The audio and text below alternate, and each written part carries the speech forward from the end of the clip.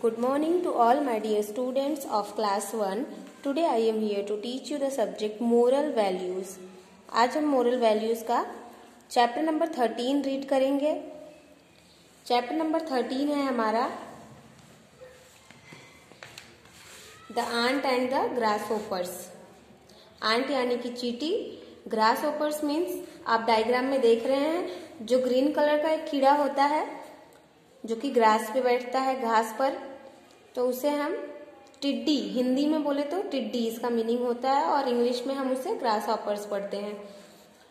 तो chapter explain करने से पहले मैं आपको बता दूं चैप्टर की स्टोरी हम स्टार्ट करने जा रहे हैं. इसके पहले का चैप्टर का क्वेश्चन आंसर्स आपको जा चुका है और चैप्टर के एंड में मैं आपको एक्सरसाइज फिल कराऊंगी और क्वेश्चन आंसर्स आपको चैप्टर का उसके बाद करना है और जो होमवर्क मिलेगा वो भी आपको करना है. Okay, so let's start the explanation now.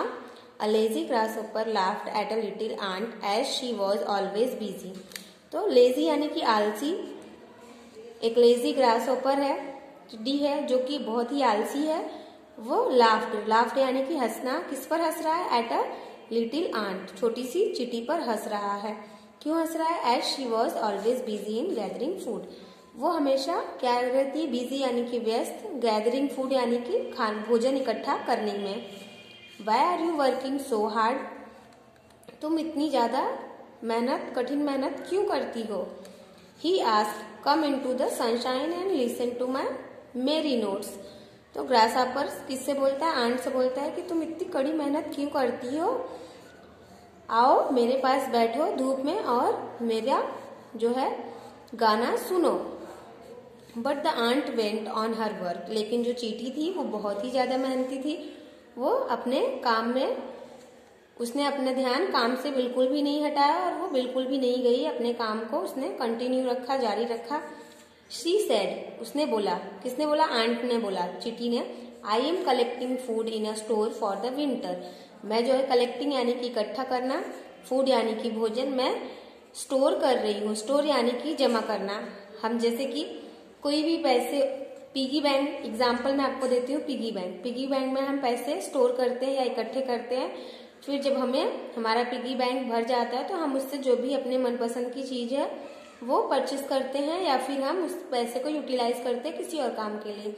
तो ये जो आंट है वो क्या कर रही है? विंटर सीजन आने वाला है, विंटर यानी कि ठंड का मौसम आने वाला है, तो वो क्या कर रही है? इकट्ठा कर रही है भोजन, ताकि उसे विंटर में यहाँ वहाँ ठंड में भटकना ना पड़े खाने की तलाश में भोजन के लिए. Sunny days won't last for ever. गर्मियों के दिन बस खत्म ही होने वाले हैं. Winter is so for away. Grasshopper क्या बोल रहा है कि ठंड का मौसम जो है अभी बहुत ज्यादा दूर है. Laughed the grasshopper back. और जो ग्रासहॉपर है वो फिर से हंसने लगता है. किस पर? आंट पर, चींटी पर. एंड वेन द विंटर केम. और जैसे ही ठंड का मौसम शुरू हो जाता है, the ant settled down in her warm house. और जो चींटी है वो अपने घर में जाके सेटल हो जाती है.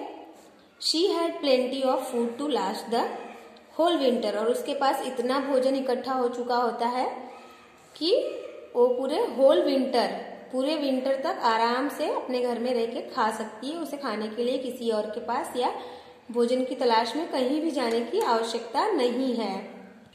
The grasshopper had nothing to eat. और जो ग्रासहॉपर है उसने तो कोई मेहनत की ही नहीं. वो तो मस्त गर्मी के समय में क्या कर रहा था? मस्त से गाने गा रहा था. अब उसके पास क्या है? नथिंग यानी कि कुछ नहीं है, टू ईट यानी कि खाने के लिए. So he went to ant and begged her for a little corn. तो वो किसके पास जाता है? उस चींटी के पास जाता है और बेग्ड यानी कि रिक्वेस्ट करना, फॉर अ लिटिल कॉर्न थोड़े से भोजन के लिए रिक्वेस्ट करता है कि मुझे थोड़ा सा खाने के लिए कुछ दे दो. No replied the ant, you laughed at me.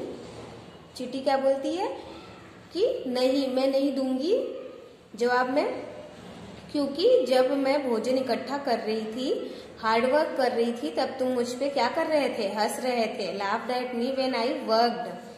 You yourself सैंग through the summer. तुम और तुम्हारा ये गिटार दोनों भी लेकर जाओ, बजाओ. समर के टाइम में तुमने यही किया था, अब तुम जाओ और एंजॉय करो. So you had better dance the winter away. और जाके जब तुम गर्मियों में गाना गा रहे थे तो अब तुम जाओ ठंड में डांस करो. ऐसा कौन जवाब देता है? चींटी जवाब देती है किसको? ग्रास हॉपर को। इस चैप्टर का एक्सप्लेनेशन ओवर हो गया है। ओवरऑल चैप्टर से हमने क्या सीखा है? चैप्टर का मैजिक वर्ड हम देखेंगे, honey tongue is better than anything.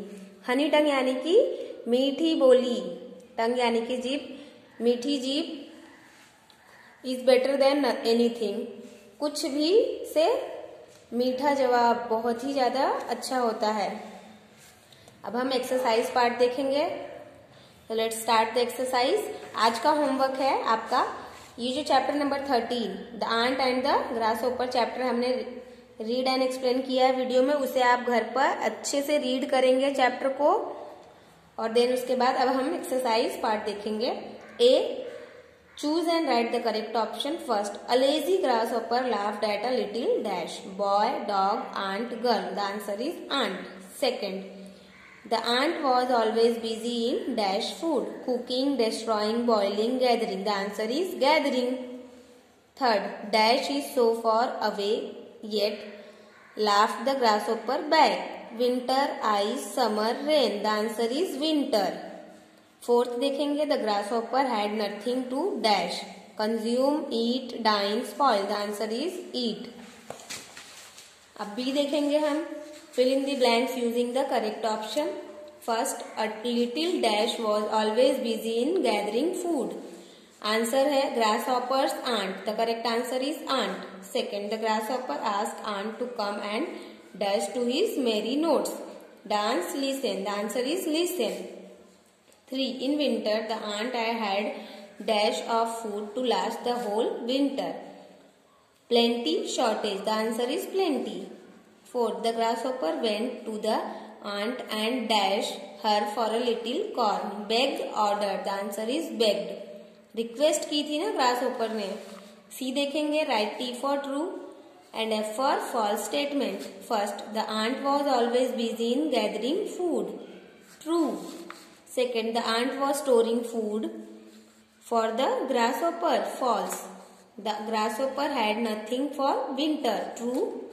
Fourth, the aunt did not give food to the grasshoppers. True.